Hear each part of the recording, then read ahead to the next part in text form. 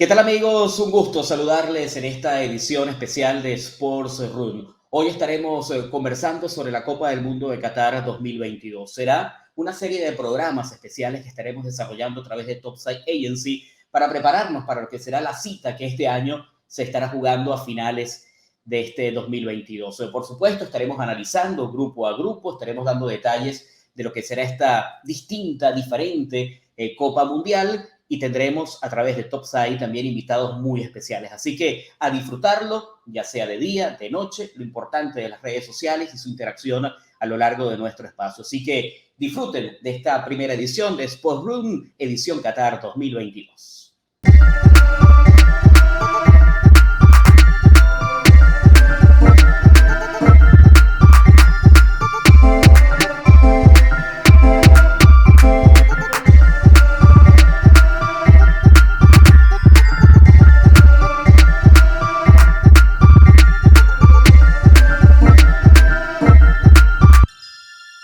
Y vamos a arrancar, por supuesto, dándole la invitación y dándole la bienvenida también a las personas que nos van a acompañar. Y el primero, bueno, tenemos que darle entrada al que es el promotor, además, de Topside Agency, de este canal de YouTube, que muchos de ustedes probablemente ya habrán seguido, que acompaña distintas transmisiones, bien sea del fútbol amateur en los Estados Unidos, en la pirámide del fútbol en este país, y también de otras disciplinas. Así que vamos a darle la bienvenida a Juan Tamayo, que está con nosotros. Repetimos, no solamente como productor, sino también, en este caso, como analista de lo que será esta edición de Qatar 2022. Así que, Juancito, bienvenido y, por supuesto, las expectativas de lo que va a ser este Mundial y lo que nos espera en un ciclo muy interesante y que probablemente nos traerá algunas sorpresas.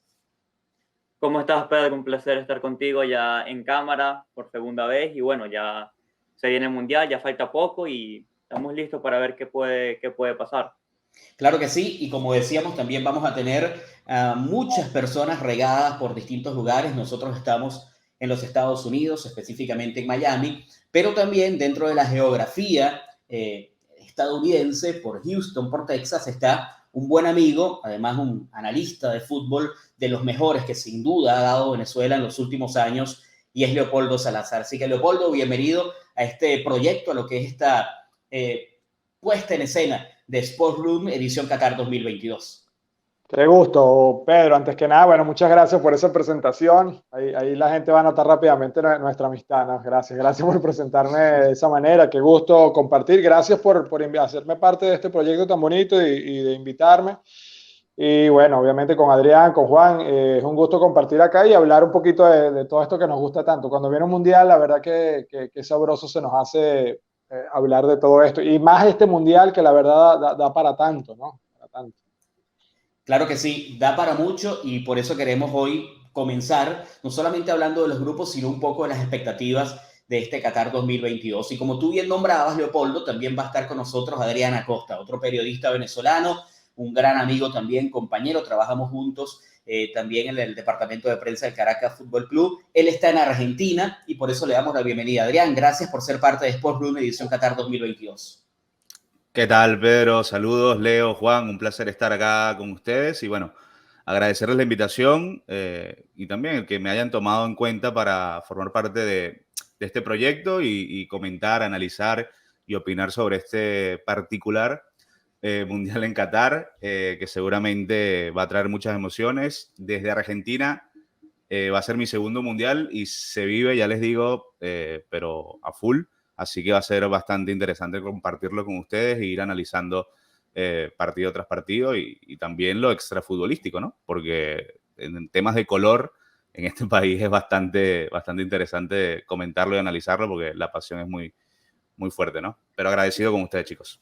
Claro que sí, y por eso vamos a comenzar un poco sobre las expectativas de este Mundial de Qatar, en donde no ha estado exento de polémica, desde incluso su elección como sede, años después, esa posible corrupción en la elección que terminó incluso ganándole el pulso en su momento a Corea, Japón, Australia, Estados Unidos, que también estuvo dentro de ese proceso de elección para la Copa del Mundo, lo terminó ganando Qatar con 14 votos contra 8 de Estados Unidos en la última ronda, y luego surgieron muchísimos rumores sobre esos actos de corrupción que de todas maneras no impidieron que se disputara el Mundial, el primero que se va a disputar en el mundo arábico y el segundo dentro de una confederación asiática, recordando aquel del 2002 compartido entre Corea y Japón. Aparte de eso, tantas cosas que se han hablado, y voy a comenzar con Leopoldo, alrededor de la violación de los derechos humanos, que los trabajadores, que incluso se habló de aproximadamente, de acuerdo a un reportaje publicado por la prensa inglesa, de unos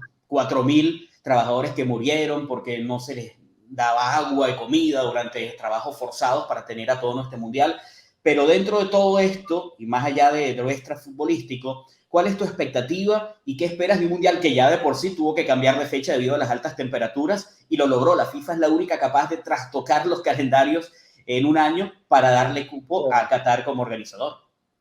Sí, la verdad es que la FIFA demostró el puño, ¿no? De la fuerza, el poder, el músculo que tiene para mover lo que haga falta con tal de enrumbar las cosas por el camino que quiera. Si bien a Infantino le tocó arriar este potro, digámoslo así, que no lo empezó él, ¿no? Se encontró con esto, ya la sede estaba designada, como bien decías, y bueno, quedaba simplemente echarlo hacia adelante. Fue bastante polémico eso que mencionaba, 2010, finales de 2010 fueron esas últimas reuniones del comité ejecutivo de FIFA en Zurich para terminar de votar cuál sería el país anfitrión. Yo recuerdo, estamos hablando ya, imagínate, 2010, 12 años, ¿no? Que recuerdo que al momento que se mencionaban los países que estaban compitiendo, que ya los han bien nombrado, la posición de Estados Unidos era bastante fuerte en ese momento, ¿no? Y si lo hacíamos tipo quiniela, Qatar no era ni de cerca uno de los favoritos a quedarse con la elección. Sorprendió a todos, sorprendió también, y después los hechos dieron por qué no era tanto para sorprenderse, por qué tanta insistencia con Qatar. Comenzaban a salir los pero el clima, no, pero no importa, lo jugamos otra fecha, pero ¿por qué en esa fecha cambias todo el hora? No importa, pero o sea, pero Qatar, no, pero Qatar, insistencia con Qatar, ya empezaba como la cosa a oler raro, ¿no? Y cuando después se destapa todo el escándalo en FIFA de corrupción que salpica directamente, no salpica, que atañe directamente a Blatter, a Michel Platini en UEFA y varios de los que en su momento levantaron la mano por Qatar, evidentemente ya eso es una mancha importante. Pareciera eso haber quedado bastante en el pasado, ¿no? Ya cuando uno empieza a ver y ve los grupos y ya uno dice, bueno, que eso queda como un poco atrás, pero creo que es bueno siempre refrescarlo y saber en qué contexto arranca esta Copa del Mundo, y por eso hemos querido hablarlo acá justamente en el programa, ¿no? Claro que sí. Ahora, el país más pequeño en organizar una Copa del Mundo, el anterior había sido Suiza en 1954. Aparte de eso, es un mundial que ya no va a ser un mes exacto, se reduce el número de días incluso, se va a terminar el 18 de diciembre, que casualmente es el Día Nacional de Qatar, así que todo está perfectamente cuadrado para que sea un evento que te revista tanta importancia en el país. Y yo quiero preguntarle a Juan en este momento, para ti, en lo que respecta a este mundial, que será el último de más de 32 selecciones, hay un aspecto muy importante, que es la geografía. Las distancias son cortas y eso va a ayudar también a que los jugadores quizás se enfoquen mucho más en el evento, no hay traslados largos, se va a trabajar mucho más previo a cada partido y eso pudiera darnos algo beneficioso en el espectáculo. ¿Qué piensas tú?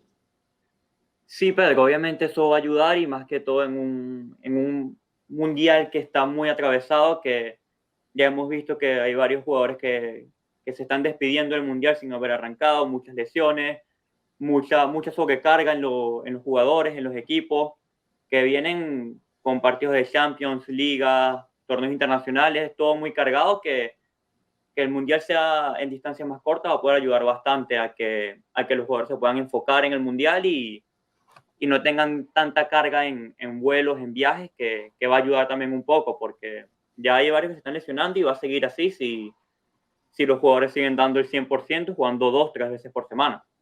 Sí, el calendario se ha estrechado, tomando en cuenta que hay que finalizar para que los jugadores puedan tener el tiempo para reportarse a las selecciones. Hay una cantidad importante de dinero que la FIFA va a estar dándole a los clubes por ceder a sus jugadores previo a esta Copa del Mundo. Y Adrián, en torno a eso, sobre todo ese tema, más allá de lo que habíamos hablado de las distancias que van a ser más cortas. Siempre se habló que un mundial después de una temporada muy larga futbolística era algo que pudiera afectar a los equipos. Ahora está en medio de las temporadas, se están lesionando igual los jugadores y hay algunos que quizá están jugando con temor a no perderse esta cita. Eso puede afectar un poco a lo que es el rendimiento en clubes en este momento en las últimas semanas. Eso es un tema bueno, siempre ha existido esa disputa, esa pelea entre clubes y FIFA, o más que todo en UEFA también con los grandes equipos, los grandes clubes a nivel europeo, del desgaste de los jugadores, de esas fechas FIFA atravesadas, de que el calendario se redujo tanto.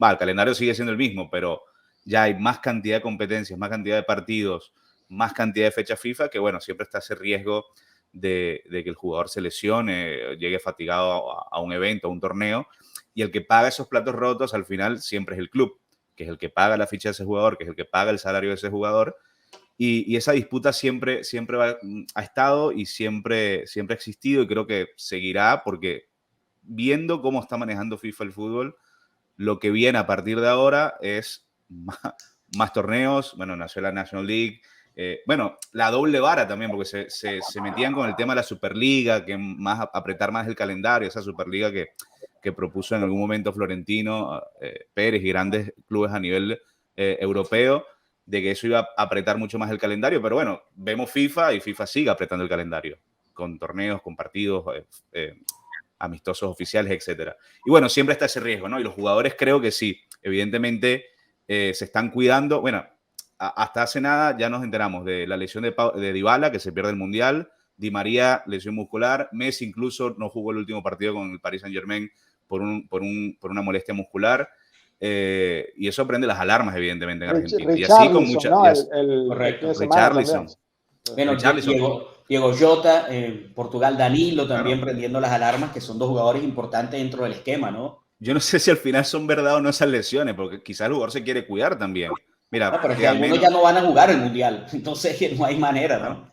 Claro, y cómo el club siempre va a querer que tu mejor jugador o tus mejores piezas estén dentro de la cancha. Al club, y eso hay que decirlo, le importa poco que el Mundial comience en 2 meses, en una semana, en 3 semanas. Si yo tengo calendario oficial hasta un día antes del inicio del Mundial, el club va a querer que sus mejores jugadores estén ahí, ¿no? Entonces esa disputa, ¿de quién es la culpa al final? No sé. Para mí, claro, el manejo de FIFA es... También el tema de la fecha, yo creo que cuanto a las lesiones ya es un tema que no le veo que sea por el que se juegue en noviembre, diciembre, el gran problema, porque si repasamos los mundiales anteriores, a todos los mundiales ha faltado gente importante por lesión. Sí. Y si nos ponemos a ver, a lo mejor si este mundial se hubiese jugado en junio, como debería, a lo mejor en junio no llegaba algún jugador, no recuerdo ahorita alguno, pero no llegaba algún jugador que se va a recuperar para noviembre, y en noviembre sí puede llegar. Verlo así, yo creo que no importa la fecha, siempre se van a caer nombres ilustres. Es una lástima, el jugador siempre buscará cuidarse. Obviamente este choca más porque está prácticamente encima de la competición, pero yo digo que también uno repasando y hablando de todo el tema de la mancha de la elección de la sede, y viendo la parte positiva también, que creo que hay que ver el vaso medio lleno también. Siempre cuando hay un gran evento mundial, Copa América, Eurocopa, Juegos Olímpicos, siempre se habla que si las sedes no están listas, que si están haciendo reparaciones o arreglos a última hora. Acá en Qatar ese no es un tema. Acá en Qatar se ve que el dinero ha circulado bastante bien, y no sé, bueno, eso que mencionaba Pedro, que el diario, si mal no recuerdo, The Guardian de Inglaterra sacó con un informe de Amnistía Internacional que habían sido sometidos a trabajo forzoso los obreros y todo esto. Lo cierto es que los estadios y prácticamente todos los que han podido ir, incluso cuando el sorteo y todo esto han recorrido las sedes, dice que está prácticamente listo hace rato. Se pudieran haber empezado a jugar hace meses. Eso es muy importante, ¿no? Sí. Además que ya Qatar incluso se prestó y se va a prestar como sede de la próxima Copa Asiática. Ellos tienen una infraestructura que van a aprovechar al máximo. Pese a lo pequeño del país, con 8 estadios de primer nivel, con todas las condiciones dadas para que dentro del fanático se pueda sentir de la mejor manera. Por cierto, Costa Rica y Australia ya creo que jugaron en uno de estos estadios, no sé si fue en Doha, y es brutal cómo funcionan los paneles que instalaron alrededor del estadio, porque fuera del estadio la sensación térmica superaba los 30 grados, y a pie de cancha se hablaba de una temperatura entre 18 y 20.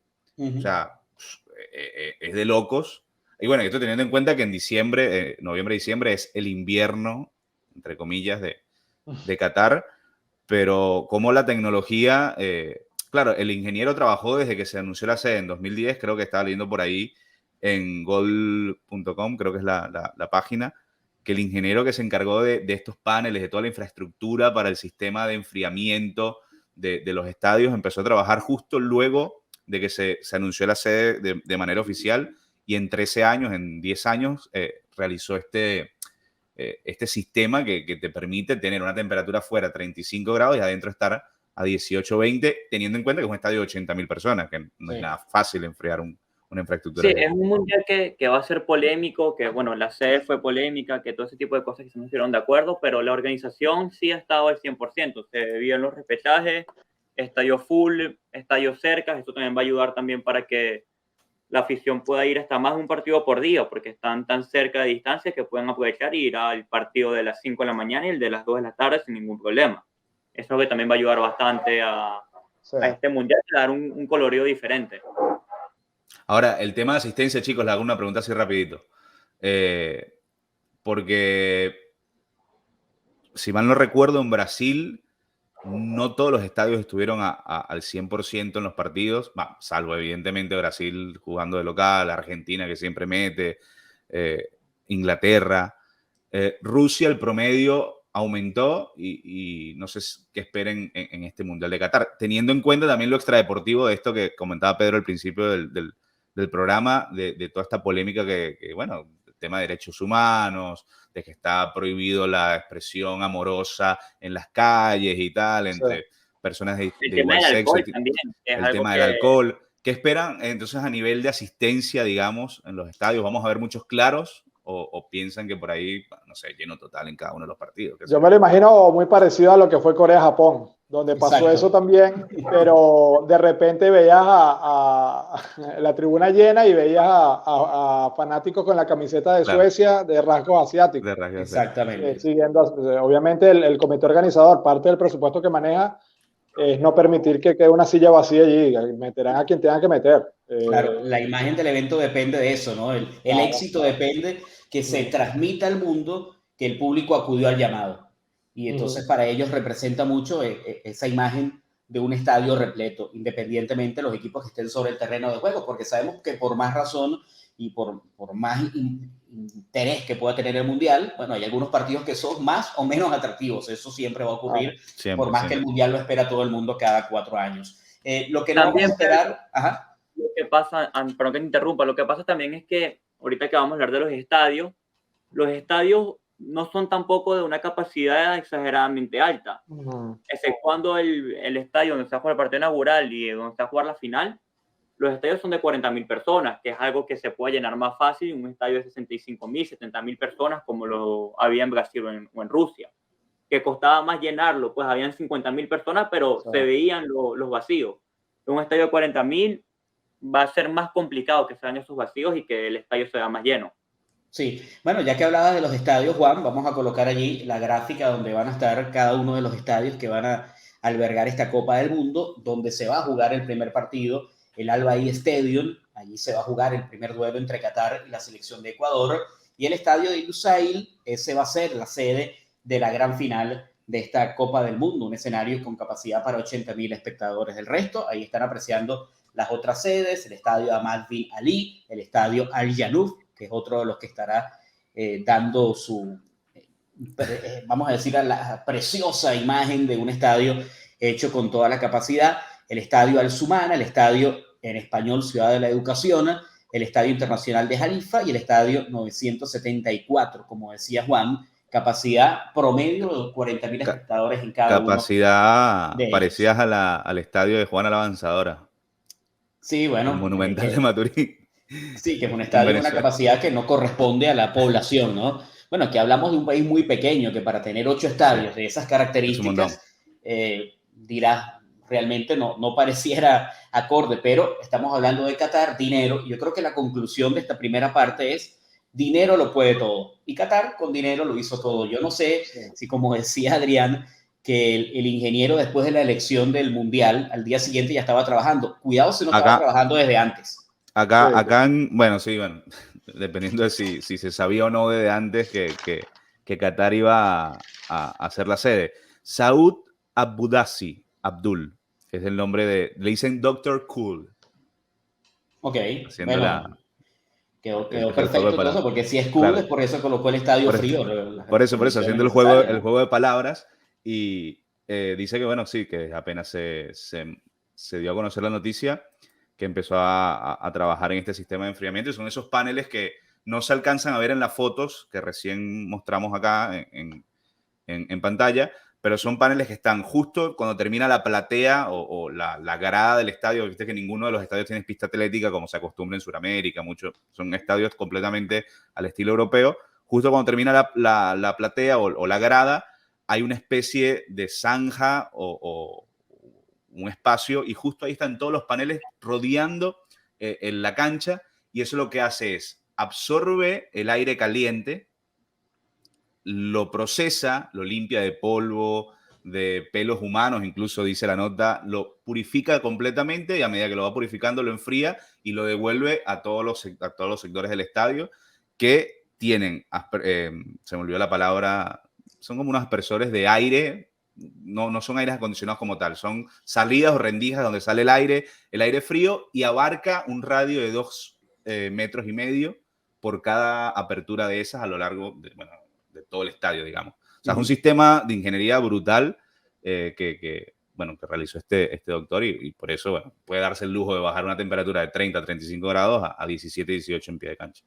Así es. Bueno, vamos a colocar los grupos, ¿no?, de esta Copa del Mundo. Después, en otro programa, vamos a hablar un poco más de el balón, de la mascota, de la canción, todo eso. Pero hoy vamos a enfocarnos entonces ahora en los grupos y analizar el grupo A. Voy a comenzar con los dos primeros, después Juan sigue con los dos siguientes, Leopoldo y Adrián, para completar los grupos de esta Copa del Mundo. Por supuesto, el grupo A estará conformado por el país anfitrión, Qatar, por Ecuador, por Senegal y por Países Bajos. Ese es el grupo A. El grupo B tendrá a Inglaterra, a Irán, a Estados Unidos y Gales. Sí, Pedro, en el grupo C está Argentina, que es una de las grandes candidatas para llevarse este mundial, Arabia Saudita, México y Polonia, y en el grupo D está el actual campeón Francia, Dinamarca, Australia y Túnez. Bueno, en el grupo E están dos campeones del mundo, como son España y Alemania, junto a Costa Rica y Japón. En el F está Bélgica, está Canadá, un equipo bastante interesante, Croacia y Marruecos. Pasamos al grupo G, donde está claramente, no es ningún secreto que la máxima favorita a llevarse este mundial, que es Brasil, la selección de Tite, Dinamarca, Camerún y Suiza. Y en el grupo H, Portugal, que para mí este es el grupo de la muerte, digan lo que digan, después lo podemos analizar más adelante. Portugal, Ghana, Uruguay y Corea del Sur para cerrar entonces todos los grupos del mundial. Disculpen que hay tranquilo, un problema. Toma agüita. Ya tomé. Disculpen. Bueno, esos son los grupos, ¿no?, de esta Copa del Mundo. Hoy, como es nuestro primer programa, vamos a analizar tan solo el grupo A. Después estaremos con dos grupos y cerraremos el último espacio previo al Mundial con el último, que es ese que Adrián de una vez anticipa como el grupo de la muerte, que es el grupo donde está Portugal, más Uruguay, difícil, sin duda. Ghana y Corea del Sur. Pero vamos a meternos con el grupo A. Está el anfitrión, está Qatar. Se va a comenzar el Mundial incluso un día antes de lo que se había originalmente programado. Va a ser el domingo, partido único, Qatar ante la selección de Ecuador, y al día siguiente jugarán Senegal y Países Bajos. La segunda jornada tendrá a Qatar enfrentando Senegal y Países Bajos ante Ecuador, y se cerrará esa jornada número 3 del 29 de noviembre con Qatar, Países Bajos y Ecuador ante Senegal.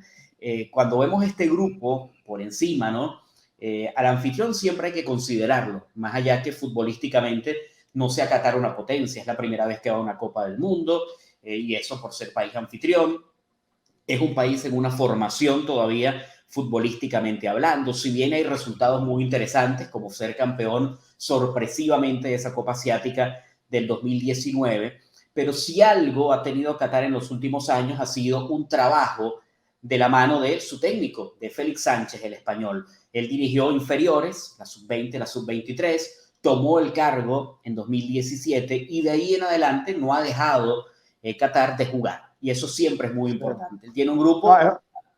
Sí. No, te atajo ahí, Pedro, porque el tema de Félix Sánchez es un técnico catalán, nació en Barcelona y además se comenzó a formar como entrenador jovencísimo, prácticamente nunca como jugador, sino como entrenador en la Masía, ¿no? Bueno, seguramente tantos entrenadores que hay dentro de ese sistema, pero lleva un poco arraigado lo que es esa filosofía, que la ha querido llevar a Qatar, donde tiene más de 10 años trabajando, como bien decías, con distintas categorías de selecciones, pero recuerda que en las últimas Copas Américas consecutivas, Qatar estuvo invitado. Y ya él aprovechó, se le había criticado que en los últimos años este último año no tuvo grandes rivales, incluso recuerdo en verano estuvo enfrentando a clubes que estaban de pretemporada, recuerdo que jugó con la Fiorentina, jugó con el Amberes de Bélgica. Lazio, creo. Con la Lazio, pero no tenía rivales de selecciones. Recientemente enfrentó a Chile, recuerdo, y poco más, pero esa presencia de la Copa América le dio un background interesante y creo que esa propuesta que decía de Sánchez del juego vistoso está. No olvidemos, tú lo decías, Qatar nunca ha estado en un mundial, de hecho es el primer anfitrión designado, volviendo al tema de la selección, que nunca había estado en un mundial, porque recuerdo cuando Japón y Corea se lo dieron, Japón nunca había un mundial, pero recién se lo dieron, en el 98 fue. Y después, evidentemente, Japón ha demostrado lo que es. Qatar no sé si llega a un nivel como ese de continuidad, pero ha buscado ese rodaje de esa manera.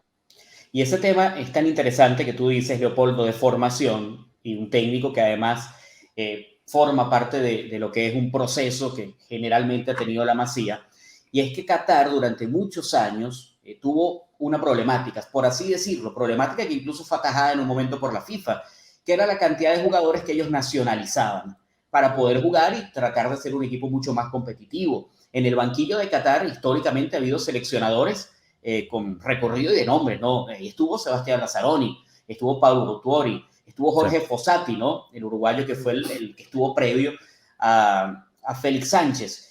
Incluso en un momento la FIFA dio una advertencia que no podía Qatar seguir jugando con muchos jugadores nacidos en otro país, o sea, nacionalizados. Y tanto así que lo pusieron como un ejemplo, que hubo un europeo de balonmano, un mundial de balonmano, en donde Qatar tuvo de los 12 jugadores a 11 nacionalizados. Y Qatar tuvo una histórica participación en ese mundial de balonmano, estando entre las semifinales. Ellos quisieron atajar eso. ¿Quién mejor que un técnico capaz, desde que trabaja en las inferiores, de poder ir llevando a algunos jugadores? No es que tampoco el promedio de esta selección catarí sea de 20 años, no lo es. Hay algunos jugadores de experiencia y tienen muchos años con la selección, pero es un equipo ligero, es un equipo que juega bien al fútbol por esa misma razón, pero sigue teniendo algo, que es un equipo endeble defensivamente. Lo vimos en la Copa, no solamente en la Copa América, donde tuvo algunos resultados de unas buenas actuaciones, más allá de resultados. En el 2019, aquel empate a 2 con Paraguay, abriendo los ojos incluso. Perdió con Colombia en los últimos minutos de aquel partido, 1-0. Pero en la CONCACAF, en la Copa de Oro, donde estuvo también invitado, el equipo llegó a semifinales y perdió ante la selección de Estados Unidos, que a la postre sería la campeona del torneo. ¿Por qué lo pongo? Bueno, pongo como ejemplo que todavía Qatar probablemente pueda estar al nivel de selecciones de Centroamérica, que no son las del más alto rango, futbolísticamente hablando, y Qatar jugó las eliminatorias europeas al Mundial en el grupo de Portugal. Estuvo allí porque era un grupo de 5 y ellos aprovecharon para ser insertados y con el equipo, la selección que no jugaba, ellos tenían su amistoso. Pero ante selecciones europeas les costó mucho. Frágiles defendiendo por arriba, un equipo rápido al ataque, pero un equipo quizá, vamos a decirlo, sin tanta malicia al momento de defender en algunas situaciones y fueron llevados por delante. Pero es el anfitrión y como es anfitrión, Adrián, no hay que descartarlo porque cualquier cosa puede ocurrir en un mundial corto. Mira, ¿tenemos la placa de Qatar o no? Sí, pues sí. Para ir hablando mientras vemos acá a su máximo referente, algunas estadísticas de Qatar. Afif, 34 goles en 165 partidos con Qatar, es el mejor jugador catarí, fue mejor jugador catarí del 2014. Yo creo que esta selección, si bien no coincido con Pedro, que los locales siempre nunca hay que darlos por muertos. Bueno, tenemos el ejemplo más reciente de Rusia en su mundial hace 4 años. Pero creo que en este grupo donde está Qatar, la Ecuador de Alfaro, Holanda, que siempre, bueno, Países Bajos, que siempre es esa candidata eterna a ganar un mundial, a la que siempre la gente piensa por nombres propios, no tanto si como equipo juega muy bien, pero por nombres propios, siempre la pone como una de las favoritas, por lo menos a llegar a trascender de fase. No la veo en ese plan a Qatar de poder dar ese pasito extra en su mundial y llegar mínimamente a los octavos de final, ¿no? Bien que es un técnico que tiene trabajando un grupo desde hace un montón de tiempo, que han conseguido cosas interesantes en el 2019 campeón asiático, que en la clasificación al mundial paseó su grupo, no perdió ni un solo partido.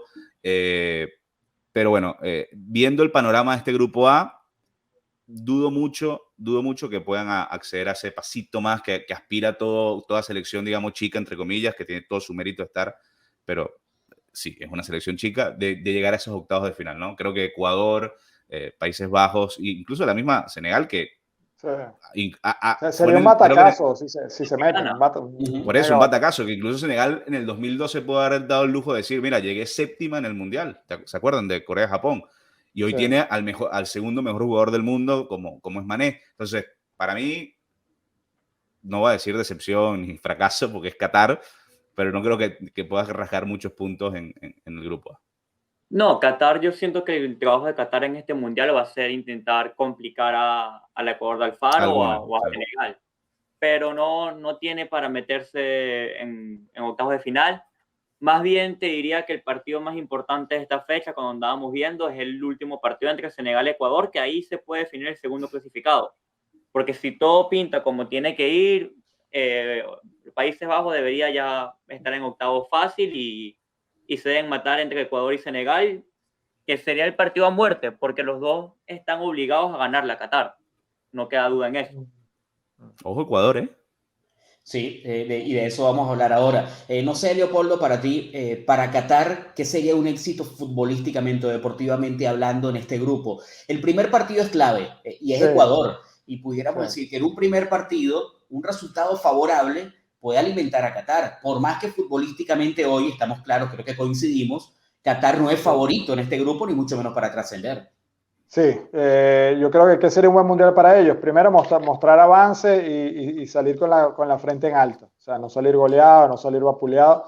Y si arañan algo más de eso, pues ya sería para lanzar cohetes. No, pero no sé si el equipo le dé, por lo mismo que ustedes están argumentando. No, a mí se me viene mucho a la mente aquel recuerdo de Corea en 2002 y todo el tema que se habló con el arbitraje. Bueno, por un tema generacional, a lo mejor Pedro lo tiene un poco más fresco que ustedes, muchachos. El partido con España. El de Portugal en primera fase, el de Italia en octavo y el de España en cuartos, los tres. Sí. Fue realmente algo descarado y bueno, ya lo primero que uno le queda después con esa experiencia es no querer volverlo a ver cuando es un anfitrión débil, que pase algo ni cercanamente parecido. Lo que pasa es que hace 20 años no teníamos la tecnología que vamos a tener ahora. Entonces, como que tiene que ser algo muy descarado a los ojos del mundo, como lo fue en aquel momento, pero siempre decías, pero es que el árbitro no lo vio, es que, cosa que después Byron Moreno y compañía se encargaron un poco de ensuciar la imagen de ese partido, principalmente ante España. Sí, es muy interesante. Vamos a ver hasta dónde puede llegar la selección catarí en su mundial, futbolísticamente hablando.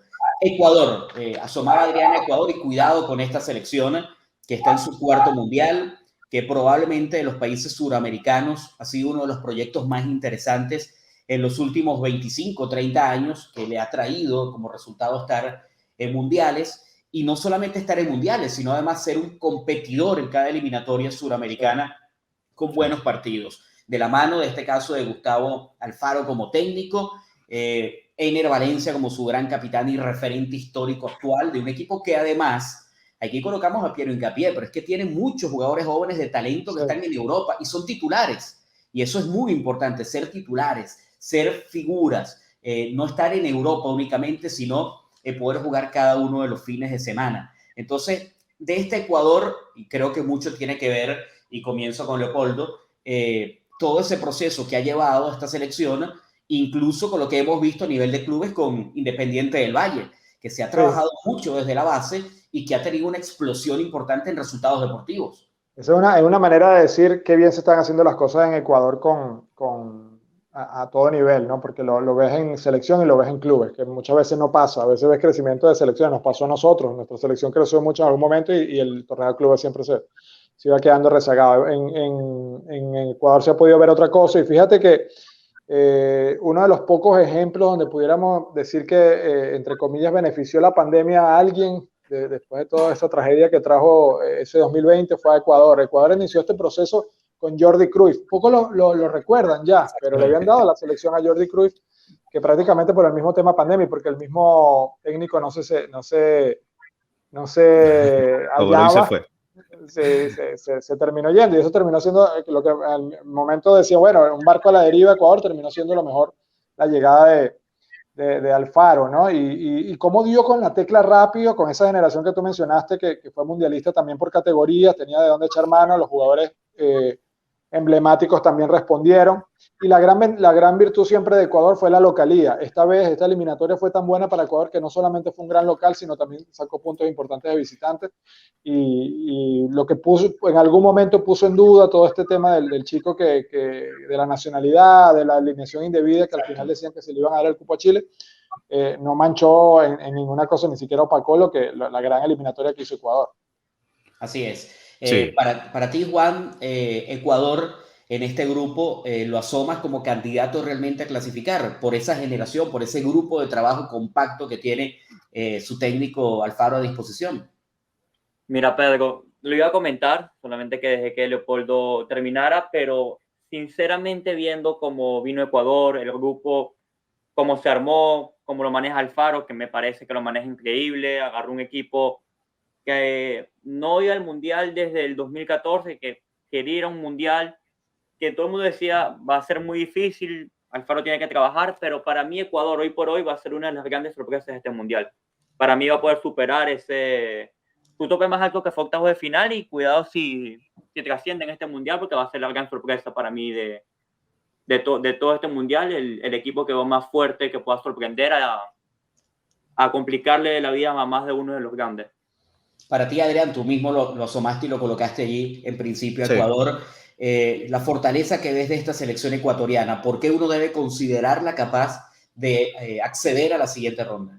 Mira, uno de los grandes méritos que tiene Alfaro desde su llegada, y eso se comparó mucho, recuerdo que lo comparaban mucho con Peseiro y con la selección venezolana, le decían, mira, pero Alfaro también llegó de repente y está sacando resultados, está ganando, Peseiro, ¿por qué no?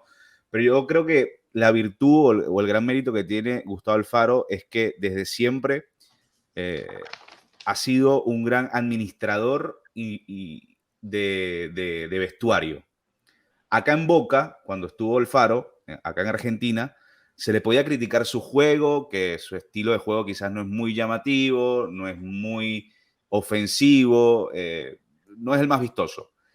Pero es un técnico de esos que sabe manejar el vestuario, que desde el punto de vista táctico sabe un montón, y aprovechar esos jugadores, esa juventud que tiene esta selección de Ecuador, con Caicedo, con Hincapié, con Preciado, mezclado obviamente con los jugadores de más experimentados, digamos, puede dar mucho de qué hablar. Yo creo que en el grupo, para mí, incluso por encima de lo que es Holanda, o Países Bajos, como quieran llamarle, que por nombre quizás sí, tienen muchos más nombres consolidados en grandes clubes, en la élite del fútbol europeo, pero para mí Ecuador tiene todo servido como para ser la primera en su grupo.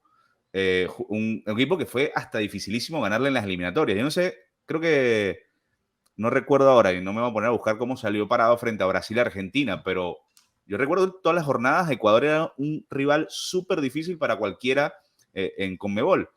Y bueno, el cuarto puesto más que merecido en una gran clasificatoria que hizo esta selección. Así que para mí la veo como primera de grupo. La veo como primera de grupo. Ya después, más allá en octavos, ya es tirar mucho la moneda al aire, pero al menos primera de grupo lo veo. En líneas generales... Ajá. a mí lo que me da miedo de Ecuador más que todo es que va a tener la presión del primer partido, del partido inaugural. Y esa presión a veces puede ser muy positiva, pero también te puede jugar en contra. Y si le juega en contra, se le puede complicar mucho el grupo. Sigo insistir, si saca el primer partido adelante y lo gana bien como juega Ecuador, coincido con Adrián que puede quedar primero del grupo, y quedando primero del grupo se enfrenta contra el segundo del grupo B, que es flojito ese grupo.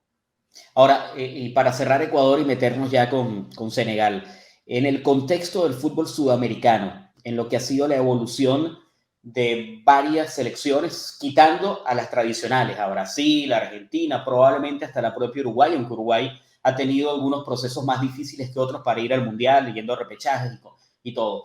Pero de los procesos, por ejemplo, Paraguay no vive un buen momento, una buena actualidad. Le ha costado hacer esa transición con una generación de relevo. Bolivia fue una Copa del Mundo con una generación excepcional de jugadores en aquella del 94, pero después se estancó. Es decir, no hay una continuidad de trabajo. Venezuela no ha ido a un mundial y ha tenido resultados. Dime, Juan. Chile viene pique abajo. Chile tuvo la generación dorada y no tiene a nadie ahorita. No tiene un relevo. Venezuela no ha ido a un mundial y ha tenido resultados interesantes en las inferiores, pero se ha truncado el proceso. Entonces podemos decir que esta Ecuador, ya pensando en el próximo ciclo, que será un mundial de más selecciones, 48, para aquel 2026, Leopoldo, Ecuador es siempre y va a ser una candidata, además con más cupos. Es imposible no ver a Ecuador en el mundial del 2026, porque además muchos de estos jugadores van a estar presentes. Falta mucho, pero imagínate si ya aquí hay jóvenes que pueden tener la experiencia de vivir un mundial con 4 años más, que todavía van a estar en una edad dulce de 26, 27 años. En su prime. Se pierde de vista Ecuador. Si ponemos hincapié que tiene que 21 o 20 años. 21. Si lo ponemos como la figura de esta selección o una de las figuras, con 20 años, 4 años más y con un mundial de 42, o sea, va a estar Ecuador. Para mí va a estar. Aparte que Alfaro, recuerden, Alfaro lo trajeron y la gente pensaba en 2026, no pensaba ahora en este mundial de 2022. Alfaro lo trajeron y ya la clasificación la veían para el 2026 por todo, bueno, por todo como se dio el tema de la pandemia, el cambio de técnico sobre la hora.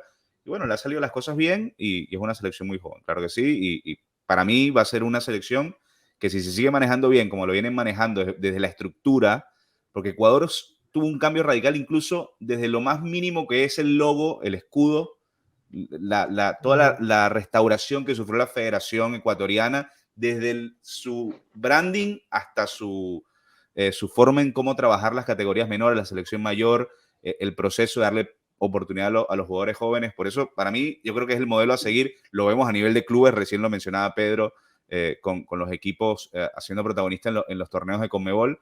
Para mí es el modelo a seguir dentro de nuestro patio, digamos, que es Sudamérica. Repito, desde cómo se conformó la federación, su estructura, su cambio, hasta en lo deportivo, que lo premiaron obviamente con esta participación en el Mundial. Sí, y más que merecida. Esta selección, y disculpa que te interrumpa, Estupiñán, está también Diego Palacios, estamos viendo a Caicedo, es decir, hay muchos nombres propios que tienen, que son parte del presente ya de la selección y del futuro inmediato para ese proceso. No sé si pasamos ya entonces, Juan, a Senegal. Vamos a ver cómo se prepara el equipo de los Leones de Teranga en este grupo, un conjunto que va a este mundial como campeones, son los actuales campeones de África. Aliou Cissé es su técnico, que es un proceso largo también de esta selección, o al frente de esta 7 selección. 7 años ya. Así es, y con Sadio Mané como el gran referente. Le costó a Senegal llegar al mundial, tuvo que ir a la definición desde el punto penal en aquel partido polémico de los láser allí contra el cuadro egipcio dirigido en aquel momento por Carlos Queiroz. Dejaron fuera para ese mundial a su compañero y gran amigo incluso dentro del equipo del Liverpool, pero sí va a estar Mané en el mundial, que además con 34 goles en 93 partidos con esta selección es el hombre de referencia. Y es una Senegal interesante. Este es un equipo muy atractivo. Koulibaly es un jugador también, capitán, jugador que forma parte de ese sistema y eje defensivo. Un equipo que tiene conjuga experiencia y juventud, y siempre un equipo africano hay que considerarlo. Y creo que Senegal, probablemente este lote de equipos africanos, se presenta como y por el grupo además, como un firme candidato a estar en la siguiente ronda. Yo creo, ahí discrepo por cómo se presenta el calendario, básicamente. No tanto por lo que pueda aportar esta selección en el Mundial, sino que el debutar contra Holanda, para mí le juegan muy en contra. Muchos dirán, bueno, la presión del primer partido que va a tener Ecuador porque va a enfrentarse al anfitrión, primer partido, bla, bla, bla. Que sí, que tiene esa presión. Pero yo siendo Senegal hubiera preferido enfrentarme en mi primer partido contra Qatar en vez de contra Holanda. Ya por la cuestión anímica, porque vas al jugar el partido inaugural, por ahí no se te da un buen resultado frente a Holanda y ya lo tienes como más cuesta arriba, ¿no? Porque perder un solo partido en un mundial tan corto, evidentemente te puede jugar muy, muy en contra. Creo que es una selección que depende mucho de su jugador estrella y creo que lo que pueda aportar Mané, ese caos que pueda generar él en el frente de ataque, junto con Mendy por ahí que es un jugador que sirve como de conexión entre el medio campo y el frente de ataque, pero son los dos que quizás por ahí se pueden montar al equipo al hombro y bueno, a ver qué sale arriba, generar ese caos, esa verticalidad que tiene Mané incluso a la hora de atacar, el atacar los espacios, es un jugador que cuando ataca el espacio es muy rápido y bueno, la capacidad goleadora que tiene, ¿no? Va a depender mucho de cómo llegue Mané, el estado físico, la forma y lo que se le presente delante, pero digo, es jugarle en contra ese calendario que le tocó con Holanda en el primer partido. ¿Coincides con eso, Leopoldo? ¿Qué es Sí. mejor en un mundial? ¿Comenzar con el país en teoría más fuerte del grupo o terminar contra él? Bueno, la experiencia dice lo que hemos visto en otros mundiales, en otros torneos, que siempre es mejor que los rivales te vayan viniendo de menos a más, ¿no? Claro. Que te le vayas agarrando el pulso al torneo y justamente el debut, que siempre es complicado, lo hagas con un equipo que en teoría es más sencillo. Yo creo que sí te afecta el calendario. Hemos visto equipos que han llegado ya eliminados a la última jornada cuando les toca el débil, cuando no hay nada que hacer. Es incluso un tema mental, de motivación, de planificación, cuando ya tienes que dejar todo en el primer partido. Pero yo siento que es difícil descartarla del todo cuando ves el crecimiento que ha tenido. Este mismo grupo, con este mismo cuerpo técnico, fue a Rusia, aprendieron de la lección, jugaron bien, jugaron buenos partidos, no pudieron pasar la fase de grupo, un grupo complicado, estaba Colombia, recuerdan, Japón y fue el Polonia. grupo que se definió por fair play, ¿no? Al final. Exactamente. Por primera vez que se define por eso, el desempate. Exactamente. Y este equipo, a partir de ahí, bien lo dijiste, ganó la Copa de África, ya es un paso muy importante de crecimiento y llega mucho más consolidado a esta Copa. Yo también considero que Holanda y Ecuador llevan el favoritismo, pero Senegal puede animarse, viendo cómo se le da, porque después por eso vemos que hay tantas sorpresas en los mundiales. Yo creo que a Senegal no lo descartaría del todo. Para ti, Juan. Bueno, Leopoldo, pero yo aquí tengo una pregunta más que todo para ustedes que saben más del tema o tienen más experiencia en mundiales. Tú dices que el calendario le afecta a Senegal, pero también el calendario le puede afectar a Países Bajos, si nos vamos a esa. Porque si Países Bajos le sale complicado un empate o pierde contra Senegal y Ecuador le hace un partido difícil, puedes llegar también eliminado o muy complicado contra Qatar, que es el equipo, claro, en teoría. Pero cuando eres favorito no ves tanto eso, ¿no? Digamos, Holanda está muy por encima hombre a hombre del resto de las selecciones, no tendría que estar sacando tanto la cuenta. Digo Senegal en el sentido que está un poco más igualado quizás con Ecuador y por encima de Qatar. Entonces yo creo que pasa por eso, ¿no?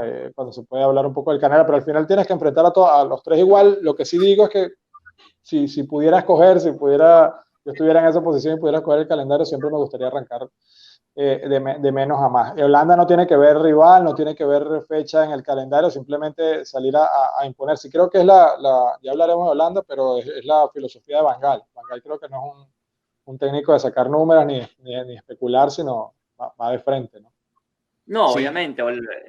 Países Bajos va a ir a atacar, va a ir a buscar los 9 puntos, pero también yo digo que enfrentarse el favorito, el más fuerte al principio, que todavía no han calentado motores, no están al 100%, que todavía pueden cometer errores, que todavía no tienen el ritmo del torneo, también puede ser positivo para el equipo que lo enfrenten, en este caso Senegal. Sí. El fútbol se ha emparejado y se ha emparejado mucho en los últimos años, que ya no es tan fácil decir, bueno, Brasil X, Bolivia, y ya bueno, goleada Brasil. Ojo, porque es que, bueno, lo vimos en el Mundial pasado también, no sé, yo me acuerdo el España-Rusia. Sí. O sea, hombre por hombre, sí, bueno, Rusia local, ok, pero hombre por hombre España era superior. En el juego incluso, me acuerdo las Bueno, estadísticas, pero es que posesión también si nos vamos a fase de 70%, grupo, y al ahora si nos vamos a final, fase de grupo, podemos recordar el Costa Rica que clasificó en ese grupo de la muerte, dejando a Inglaterra, también. Por Inglaterra e eso digo Italia fuera. que al final todo se reduce, bueno, es fútbol y el que lo haga mejor va a trascender, pero siempre está en que, bueno, tú como siendo la selección grande del grupo, o la más poderosa, o la con más experiencia, digamos, quizás no ves tanto el tema, bueno, primero me enfrento a este, luego a este, ¿no?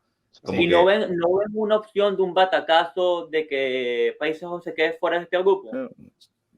lo dudaría, pero puede pasar. En probabilidades no A mí, sé Bueno, cuánto, puede la pasar, probabilidad sería pero bajísima, pero personalmente Eso a mí no me sería gusta. realmente la gran sorpresa del claro. grupo, que Holanda o Países No, Bajos es no la, avance, es ¿no? la gran sorpresa y puede ser, y lo más seguro es que no pase. Pero a mí este equipo no me gusta cómo juega. No me gusta cómo juega Países Bajos, no le veo una idea. Y sus jugadores estrella, Memphis no está jugando, De Jong no juega mucho, Van Dijk no está pasando por su mejor momento, no tienen arquero. El arquero titular ahorita es el arquero del Ajax, que tiene 36, 38 años, si no me equivoco. más ver, sí. Ujú. Entonces Sí, también es un equipo que viene golpeado. hay algo que está claro, que yo creo que Juan se quiere ir porque ya está hablando de Holanda, pero no importa, está bien, válido, de la selección de Países Bajos. Fíjate este aspecto, históricamente también los mundiales nos ha dado que ese primer partido, y Senegal es uno de los países que ha estado envuelto en eso, en aquel 2002 cuando derrotó a Francia, la actual Sí, campeona, Sí. un gol por cero. Oye, y fíjate que en este cuerpo técnico, Aliou Cissé, el técnico, era el capitán de esa selección. de la capital. Tony Silva, el arquero, es el preparador de porteros de esta selección. Uh-huh. Hay varios, 3 o 4 más de esa selección que forman parte del cuerpo técnico. O sea que digamos que es esencia y si alguien le puede transmitir algo de eso a los muchachos es el propio técnico, ¿no? Así es, aquella Camerún de ese grupo comandado por Milla que venció a Argentina, en fin, eso, el primer partido sí puede tener ese componente del nerviosismo propio del debut, pero las grandes selecciones, más allá de eso, no deben fallar, no pueden fallar realmente porque es su obligación tratar de salir adelante, jugando mal no importa, pero sí sacar el resultado. Bueno, vamos a hablar de Países Bajos, Juan, ya que querías adelantar un poco, una selección históricamente que cuando ha ido al Mundial ha competido, lamentablemente le ha costado dar ese último paso, 3 subcampeonatos, 74, 78, en aquella era de Johan Cruyff y compañía de Neskens, aquella naranja mecánica, aquella Copa del Mundo del 2010, donde tuvieron que ir a la prórroga y cayeron también a manos de la selección española, aquella intervención de Casillas histórica también, que pudo haber cambiado el rumbo de aquella final. En 2014 esa selección logró estar en el podio, incluso derrotando a Brasil en el partido por el tercer lugar. Un equipo, como decía Leopoldo, con Van Gaal, que regresó al banquillo. Hubo un periodo, una época, una transición difícil para los Países Bajos que incluyó ausencias en mundiales, en Eurocopas, y eso movió la mata, movió un poco la mata de ese grupo. Reapareció, creo, el Ajax en un papel protagónico en un fútbol que de por sí, el fútbol holandés, es formador de talentos y exportador, incluso trampolín para algunos jugadores suramericanos, como lo está haciendo también la Liga Portuguesa, y se relanzó Países Bajos. Está en el Mundial, estuvo en la Euro, está en las semifinales de la UEFA Nation League, ganando su grupo de manera sobria, sin sobresaltos. Por eso es que la estamos asomando como candidata, ¿no? Y se ve difícil que Países Bajos, no es que no trascienda, yo creo que si no queda primera de grupo, termina siendo también una gran sorpresa. No sé cómo lo ven ustedes. El Sí, favorito. el favorito, sí. Leo. Sí, aquí estamos. ¿Quién? Pensé que estabas hablando, perdón si te pisé, ¿no? No, tranquilo, adelante. No, que digo que es el favorito de este grupo, sin duda. Creo que Van Gaal, no sé si es la segunda o la tercera vez que está al frente de la La selección. tercera vez que toma Creo que la es la selección. tercera, porque estaba Koeman antes, sí, la tercera vez que está Van Gaal al frente de esta selección, bueno, que la conoce de pe a pa, por nombres, bueno, ya lo hemos dicho varias veces, es la que mejor plantilla tiene en este grupo A. Si bien no atraviesan, bueno, sus jugadores no atraviesan el mejor momento en lo futbolístico, creo que no puede afectar, sí, puede afectar, pero no la veo fallando a Holanda en el Mundial, por lo menos en esta fase de grupo. Ya luego no le pongo ninguna ficha porque sabemos que es la eterna promesa a siempre quedar campeón. Pedro recordaba las participaciones anteriores donde siempre estuvieron cerca, un segundo puesto, un tercer puesto, pero nunca ese último pasito para alzar la copa. Y hoy con esa mezcla de figuras interesantes como Frenkie de Jong, Van Dijk, Depay, pueden hacer algo interesante. En la fase de grupos no la veo con ninguna complicación. Más también lo había dicho hace un ratito por el calendario. Abren contra Senegal y cierran la fase de grupos contra Qatar, que en teoría no son 3 puntos en la bolsa, pero prácticamente lo tiene servido para depender siempre de ellos. En medio tiene Ecuador. Por ahí depende cómo salga Ecuador en el primer partido y cómo haya salido Países Bajos en el primer juego, puede apretar el acelerador o no. Se van manejando. El calendario fue, desde mi punto de vista, muy bueno para Países Bajos y lo tienen todo para no sufrir en este. Mira, no es la Holanda de otros años, ¿eh? Es un buen equipo, es el favorito del grupo, sí, pero no es la Holanda, ni mucho menos la generación de Van Basten, Gullit, ni la más reciente de Van Persie, de Sneijder, nada que ver. Tiene buenos jugadores individualmente, tiene una base todavía del Ajax, pero poco más. Y lo que decía Juan del Arco es algo a tomar en cuenta, no es una tontería, es algo importante. Creo que por primera vez llega Holanda a un mundial con una duda en la portería. De hecho, estaba revisando, sí, se habló mucho de la convocatoria de Renko Pasvir, que tiene 38 años, que hoy es el titular del Ajax, también sorprende incluso que sea titular del Ajax, mucho más de la selección.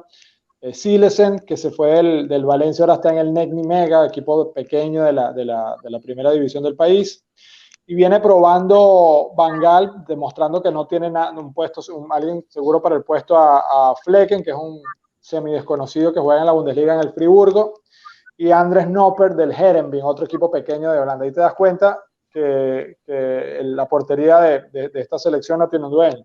Y es difícil dar un favorito cuando en un puesto tan sensible no tienes a un jugador que te respalde que ampliamente allí. Claro. Sí, sí, fíjate, por lo menos Senegal, tener al portero del Chelsea y a Gomi, a Gomi, y tiene opciones, incluso Senegal, tiene el arco mucho más claro que Holanda, ¿no? No va a poder jugar a Van Gaal como en el 2014, ese cambio de Krul con Siles. Krul que todavía está activo y no está entre las primeras opciones tampoco. Así está es. En la segunda categoría de Inglaterra. Sí, eso es importante, ¿no? La seguridad que te pueda dar el portero al resto del equipo, ¿no? Una posición, como decía, tan sensible para cualquier selección. Pero del resto, creo que Holanda está jugando bien, no es la misma generación, es verdad, pero logró el trabajo en equipo que le ha dado Van Gaal. Le ha dado quizá fluidez, le ha dado frescura, que por momentos pareció que se atoró el equipo y cometía muchos errores. Un equipo que no era un bloque compacto, lo consiguió Van Gaal con un grupo interesante que probablemente, más que favorito de grupo, tampoco lo vamos a ubicar quizá entre las selecciones que estén en las semifinales. Pero sí. En Holanda hubo una tendencia muy fuerte de disgusto cuando nombraron a Van Gaal. Recuerden que el técnico que saliente era Fran de Boer, que le fue bastante mal. Y decían que traer a Van Gaal, si bien era como un salvador, como digamos una apuesta segura de alguien que ya conocía el entorno y que estaba rodado, en un momento delicado, decían, algunos consideraban que más bien era un retroceso, ¿no? El regreso al pasado. Exactamente, regreso al pasado y Van Gaal incluso está ido del fútbol porque desde que se fue del United tenía tiempo sin dirigir, entonces eso tampoco gustó del todo ya. Así es. Bueno, entonces en líneas generales y ya para ir cerrando este primer programa, vamos a ir uno por uno dando nuestros dos candidatos, ¿no? En qué orden van a quedar en este grupo A de clasificación. Juan, para ti, los dos países que van a seguir a octavos de final. Y en orden, primero, segundo para ti. Para mí está difícil porque, para cerrar ya el tema de Holanda, me parece que están muy bien en la defensa, un equipo muy sólido defensivamente, pero tus dos jugadores más importantes en el mediocampo, como Frenkie de Jong, y en la delantera, como Memphis Depay, no están jugando. No tienen ritmo y eso le puede costar. Y por eso se me complica, pero para mí Ecuador entra seguro y bueno, Países Bajos. 1 y 2, Ecuador y Países Bajos. Ok, para ti, Adrián. Sí, coincido con con Juan, yo también doy a Ecuador como primera de grupo y a Holanda segundo y obviamente luego Senegal y Qatar de último. No creo que pase de ahí. Leopoldo. Países Bajos, Ecuador, en ese orden. Yo coincido, Países Bajos y Ecuador, en ese orden también. Creo que Países Bajos va a quedar primero en este grupo, pero ya más adelante vamos también 50-50. a profundizar allí sobre los favoritos que tenemos, simplemente porque uno juega esto, no a dar favoritos, pero sabemos lo difícil que es, sobre todo, dar pronósticos en una Copa del Mundo. Pero donde no es difícil dar pronósticos es en un proyecto que tiene Juan Tamayo, que hay en Topside, que es que pueda el público interactuar y pueda hacerlo a través de una quiniela de la Copa del Mundo. Explícanos un poco cómo es el procedimiento para que la gente pueda unirse y pueda formar parte de la quiniela del Mundial Qatar 2022. Bueno, porque entonces todo fue una idea que se nos ocurrió a Pedro y a mí un día. Fue, bueno, vamos a armar una quiniela, algo diferente para que todos podamos hacer los pronósticos de verdad, a ver quién es el que más sabe, o no el que más sabe, porque quién es el que puede acertar más. Ya, yo perdí, hermano, yo soy terrible haciendo eso. Prácticamente sería un fee o un valor de $10 y ya después el premio se repartiría pote, el 60% para el primer lugar, el 20% para el segundo y el 10% para el tercer lugar. Bueno, ya cuando tengo 10% me toca invitar a Pedro McDonald's o algo, porque si no, no me va a trabajar. Eso es para que participen también, para que participen los que nos están viendo, ¿no? O sea, jugamos nosotros, claro, pero... Claro.